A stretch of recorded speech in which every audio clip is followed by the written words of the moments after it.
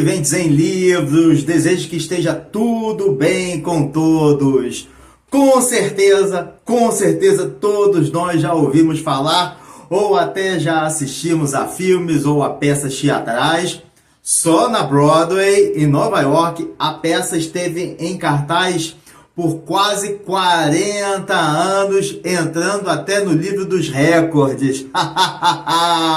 Ou lemos um dos maiores clássicos da história da literatura mundial, O Fantasma da Ópera, publicado em 1911 pelo escritor francês Gaston Leroux, que teve inspiração para o seu texto após ter visitado a Ópera de Paris com o seu lago subterrâneo, que realmente existe, quase se perdendo também no labirinto de portas e escadas do teatro, e ainda ter tomado e ter conhecimento sobre estranhos fatos misteriosos, históricos, que envolvem um dos prédios de um dos teatros mais conceituados do mundo, a Ópera de Paris.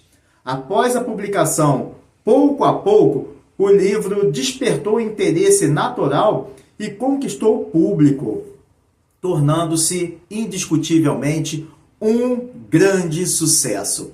Mas antes do nosso dedinho de prosa sobre esse grande escritor e uma das suas histórias fantásticas e mais conhecidas do mundo, da história da humanidade, vocês já sabem, vocês vão se inscrever no canal, curtir o trabalho da gente, comentar e compartilhar o vídeo com seus filhos, familiares e amigos e acessar os nossos conteúdos no Instagram, @Sobrevivência em Livros.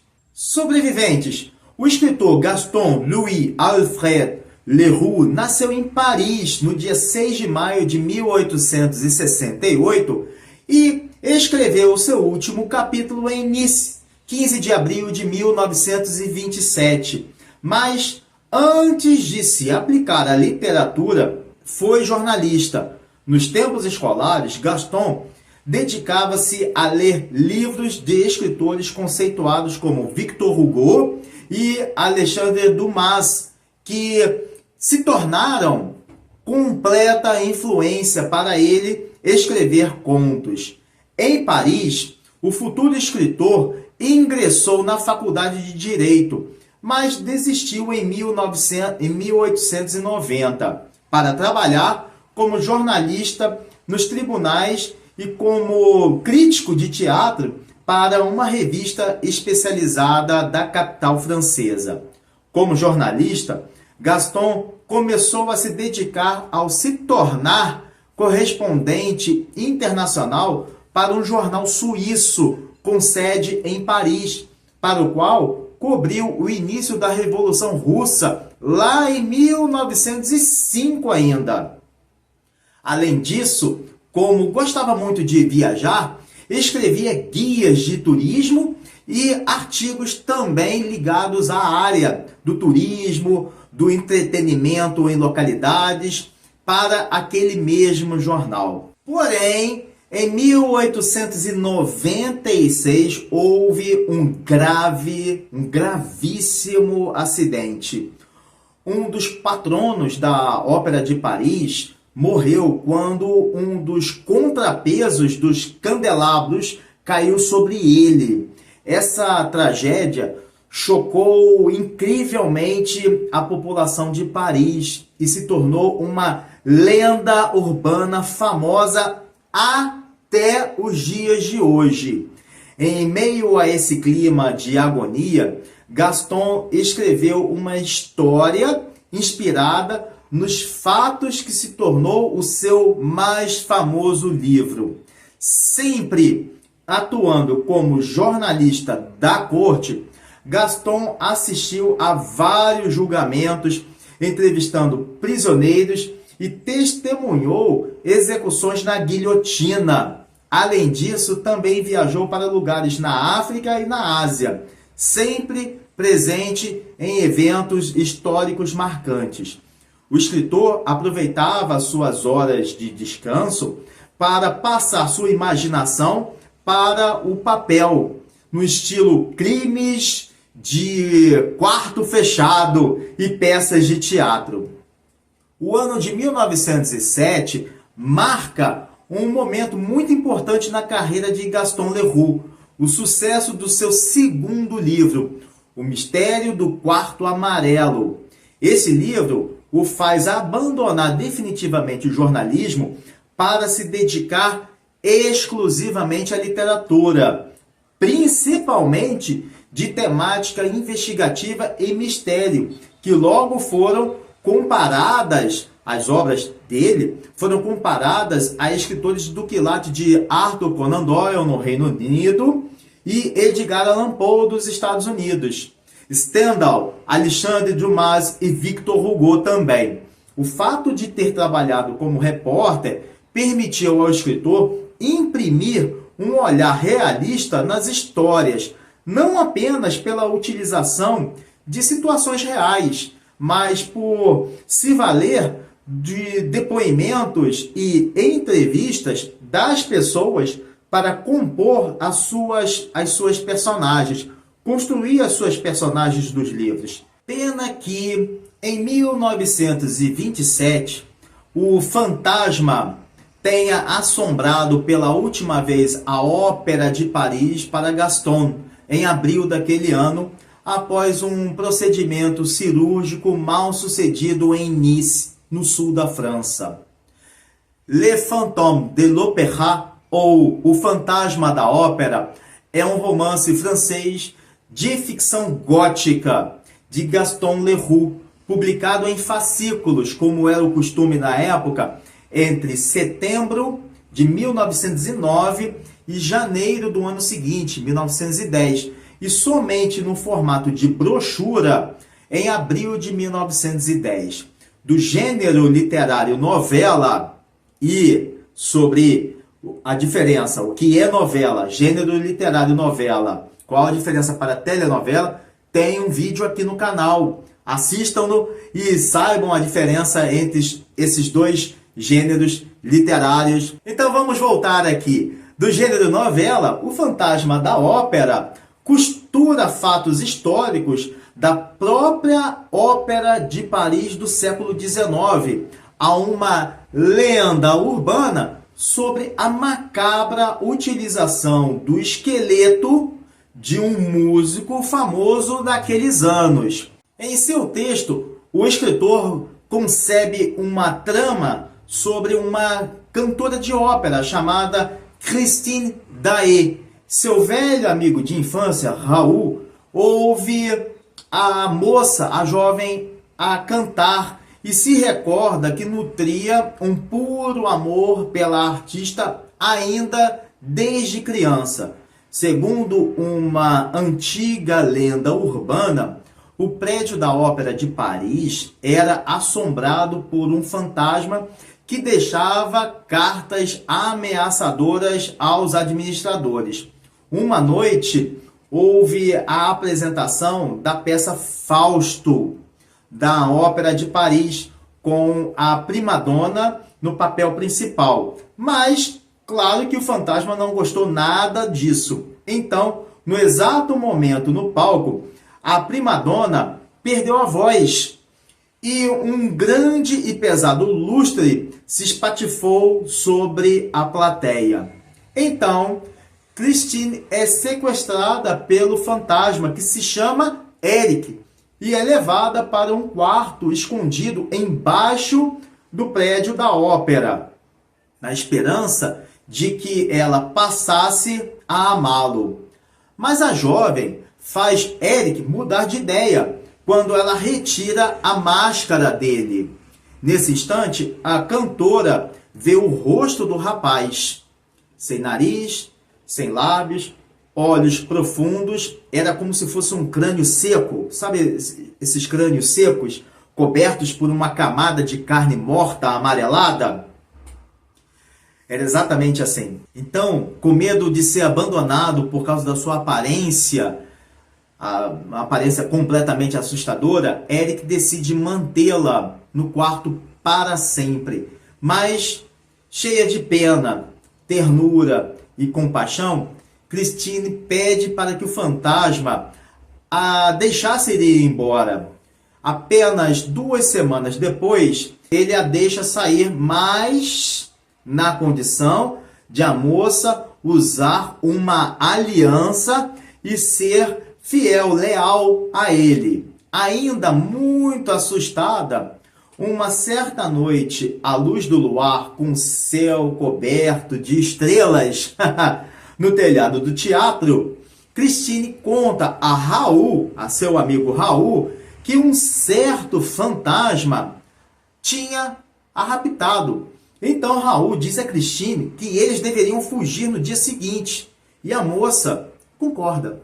O rapaz promete levá-la para um lugar onde Eric jamais pudesse encontrá-la. Só que Christine sente um peso em seu coração, pensando em Eric. Ela não tem coragem de partir sem antes cantar-lhe uma música pela última vez. Só que Raul, claro, não concorda, é óbvio. E tem mais um só que. E tem mais um só que. Eles não sabiam, mas estavam sendo ouvidos pelo fantasma Eric, que fica cheio de ciúmes e raiva. Na noite seguinte, Eric sequestra Christine durante a apresentação de Fausto, para tentar forçá-la a se casar com ele. Mas Christine se recusa. Então, desesperado, Eric faz o quê? A chantageia, dizendo que se ela não se casar, ele vai explodir o teatro. A moça ouve uns sussurros distantes e reconhece a voz de Raul, que havia sido preso em uma câmara de tortura pelo fantasma Eric, junto com Persa, um velho amigo de Eric, que tentava impedir o fantasma de seguir com o seu plano. Então, sem opção nenhuma e para salvar todo mundo, Christine finalmente aceita se casar com Eric, que antes tentava afogar Raul e Persa com a água para apagar os explosivos. Então, Christine toma uma decisão. Promete não se matar depois do casamento. Somente assim, Eric solta Raul e seu amigo Persa da câmara de tortura. No momento em que Eric e Christine estavam sozinhos, a moça levanta a máscara e beija o fantasma na testa. Completamente emocionado, Eric disse que nunca recebeu um beijo em toda a sua vida. Nem mesmo da sua própria mãe. Nesse instante dramático, o fantasma e Christine choram juntos. Suas lágrimas se misturam e Eric diz que nunca se sentiu tão perto, tão próximo, tão íntimo de outra pessoa, de um outro ser humano. Depois de viver fortes emoções, Eric, o fantasma da ópera, diz a Persa e a Raul para levarem a moça, a Christine, embora. Antes de ficar novamente sozinho nos subterrâneos da Ópera de Paris, Eric pede alguns favores àquele trio, ao trio de amigos. Alguns dias se passam e um jornal recebe um bilhete. Eric está morto. Sobreviventes, que linda história. É uma linda história, uma bela história de amor. Mas quem foi o fantasma da ópera na vida real? Segundo a mais famosa lenda de Paris, de fato, Eric não é o nome verdadeiro da pessoa. Mas como ninguém sabia o nome daquela pessoa, daquele homem que morava nos subterrâneos da ópera, o escritor Gaston Leroux lhe deu esse nome, Eric, apenas em seu livro. E a partir daí, Esse também passou a ser o nome do fantasma da Ópera de Paris e designado assim por toda a população da cidade. Como toda lenda urbana, a origem dessa pessoa é absolutamente incerta. Apenas que, quando nasceu, o bebê tinha uma aparência tão horrorosa que dava medo. E por isso, seus pais o rejeitaram. Essa história lembra muito também a do Corcunda de Notre Dame, muito semelhante também. Aqui entra um fato histórico corriqueiro na Europa, que pode explicar a história do verdadeiro Eric.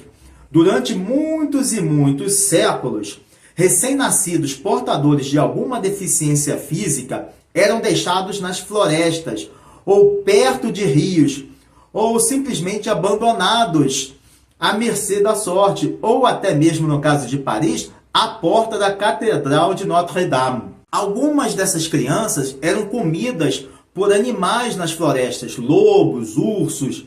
Outras, obviamente, morriam de frio ou inanição, ou até mesmo outras eram resgatadas por quem quisessem criá-las e adotá-las. Esse foi o caso de Eric, que foi encontrado e criado por um grupo de ciganos, com os quais cresceu e aprendeu diversas artes circenses, como o ilusionismo. O interessante é que Eric tinha uma bela voz que encantava a todos. E um desses foi o Shah da Pérsia, que certa vez estava fazendo a visita à França, o conheceu e o contratou. E por isso Eric teve que ir morar em Teherã.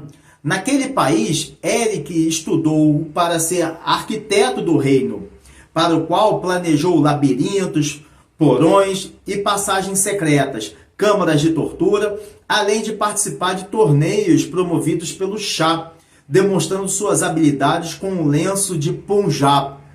Tudo ia muito bem para Eric, até que um dia o Shah perdeu completamente o interesse por seus números artísticos e mandou matá-lo, já que o estrangeiro sabia de muitos segredos que poderiam pôr em xeque a segurança dos palácios persas. Sem pensar duas vezes, o francês conseguiu fugir para Paris com muito dinheiro no bolso. Já na capital francesa, Eric ajudou a arquitetar o complexo Teatro da Ópera de Paris, com suas fundações e passagens secretas, que lhe serviram de refúgio em busca de uma vida reclusa e em paz. Enquanto fazia do subterrâneo seu lar, Eric, o verdadeiro Eric, vamos dizer assim, causava de propósito, vejam bem, pequenos acidentes, deixava cartas e bilhetes com assinatura "O Fantasma da Ópera". Essa estratégia fez nascer duas coisas: o medo nas pessoas, que as afastou, assegurando assim a privacidade e seu estilo de vida, e a principal de todas, a lenda urbana que persiste até hoje em Paris em pleno século XXI. Segundo a lenda, Eric frequentava a Ópera de Paris, onde tinha seu próprio camarote, sempre servido pela mesma camareira e que lhe realizava os seus desejos exigidos. A lenda narra também, que uma noite Eric conheceu a senhorita Daae, por quem se apaixonou. Ele, sonhando fazer da moça a estrela da Ópera de Paris, ensinou a ela canto. Mas seus planos foram interrompidos quando uma nova gerência assumiu a administração do teatro. E para aumentar o inferno astral de Eric, Christine reencontrou Raul, um amigo de infância que também era apaixonado pela cantora e que começou a cortejá-la. E se vocês notarem, abrindo parênteses aqui, o nome das personagens no livro de Gaston Leroux correspondem ao nome das personagens reais que participaram da vida de Paris. São pessoas que realmente existiram. Então, Nessa época, o desesperado Eric perdeu completamente o controle da situação. Para conquistar o amor de Christine e se fortalecer como fantasma da Ópera de Paris, Eric cometeu diversos assassinatos e provocou inúmeros acidentes, entre eles a morte do próprio irmão de Raul, além dos desaparecimentos do próprio Raul e da sua amada Christine. Depois desses fatos, nunca mais ninguém ouviu falar de Eric. Mas a lenda do fantasma da ópera está mais viva do que nunca até os dias de hoje. Sobreviventes. Na cultura popular da França, desde o início do século XX, a figura de um fantasma, de um músico apaixonado e atormentado por amor, sempre esteve viva também no imaginário coletivo da cultura europeia, não apenas entre os parisienses ou franceses, mas na própria cultura da Europa. Por essa razão, diversas e diferentes adaptações teatrais, musicais e mais de 18 filmes já foram produzidos ao longo desses pouco mais de 100 anos, desde a primeira publicação do livro de Gaston Leroux, lá em 1910. A curiosidade não reside só nos porões da Ópera de Paris, mas na adaptação para o teatro musical, que bateu recorde de tempo em cartaz na Broadway, lá em Nova York, superando o clássico Cats, desde a estreia em 1986.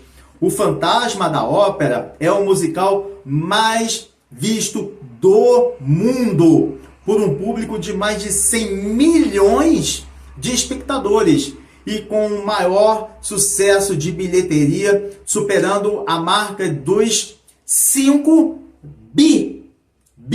bilhões de dólares. Sobreviventes, o nosso dedinho de prosa de hoje foi sobre esse livro de Gaston Leroux, que pouco a pouco se tornou um clássico tanto da literatura francesa quanto da literatura universal, ao conquistar o público leitor, fazer acadêmicos se debruçarem em diversas temáticas diferentes abordadas na obra e, além de estudar a própria obra em si, além de inspirar roteiristas de teatro e cinema para realizar inúmeras adaptações que se tornaram fenômenos de sucesso, ainda que a maioria das versões não tenham sido fiéis à história original de Leroux. E vocês já leram esse clássico maravilhoso chamado O Fantasma da Ópera? Escrevam aqui nos comentários. Bem, isso é tudo, pessoal. Desejo saúde, harmonia, leveza na vida, leveza em casa, com a família, leveza no trabalho e uma semana de presença divina a todos. Um forte abraço e valeu!